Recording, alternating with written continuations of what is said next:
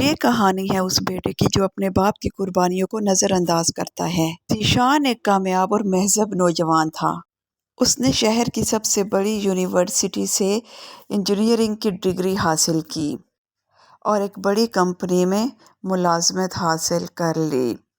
لیکن اس کی زندگی میں ایک تلخ سچائی تھی، وہ یہ کہ وہ اپنے غریب والد نثار کو اپنے دوستوں اور ساتھیوں سے چھپا کر رکھتا تھا۔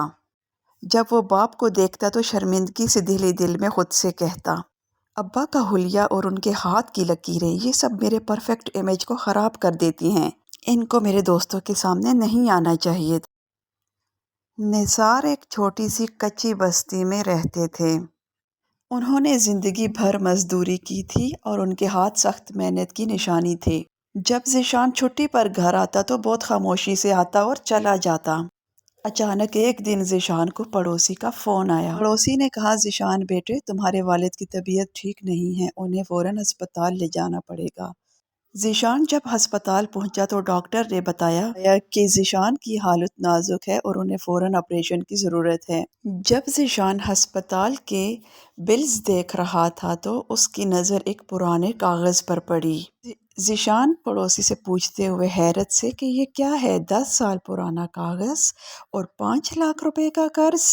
پڑوسی نے کہا، بیٹا یہ تمہاری یونیورسٹی کے آخری سال کی فیس تھی۔ تمہارے والد نے تمہیں پریشان نہیں کیا اور کسی کو بتائے بغیر ایک مقامی ساہوکار سے یہ قرض لیا تھا۔ وہ برسوں سے مزدوری کر کے ہر مہینے تھوڑا تھوڑا کر کے یہ قرض چکاتے رہے ہیں۔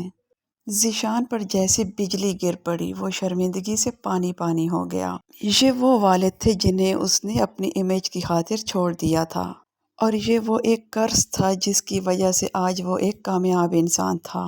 ذیشان نے روتے ہوئے کہا، میں کتنا خود غرض تھا، میں ان کے ہاتھ کی لکیریں دیکھتا رہا لیکن ان ہاتھوں کی قربانی کو نہیں دیکھا۔ ذیشان نے فوری طور پر سارا قرض چکا دیا۔ بدقسمتی سے وہ اپنے والد کو نہ بچا سکا۔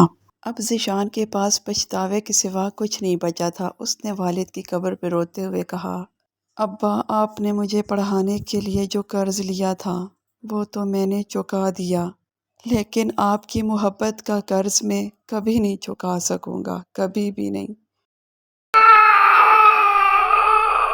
اس کہانی سے ہمیں یہ سیکھ ملتی ہے کہ کسی بھی رشتے کو اس کے لباس یا دولت سے مت جانچیں۔ محبت، قربانی اور ایمانداری کا قرض ہی سب سے بڑا اور قیمتی ہوتا ہے۔ اپنے ماں باپ کی قدر کریں اس سے پہلے کہ وقت آپ کے ہاتھ سے نکل جائے اور پھر آپ کے پاس پچھتاوے کے سوا کچھ نہ ہو۔ تو دوستو، یہ تھی ذیشان کی کہانی۔ امید کرتی ہوں کہ آپ کو کہانی پسند آئی ہوگی۔ مزید اچھی اور سبق آموز کہانیاں دیکھنے کے لیے چینل کو سبسکرائب کر دیں تاکہ آپ کو ہماری ہر آنے والی کہانی بآسانی مل سکے۔ شکریہ۔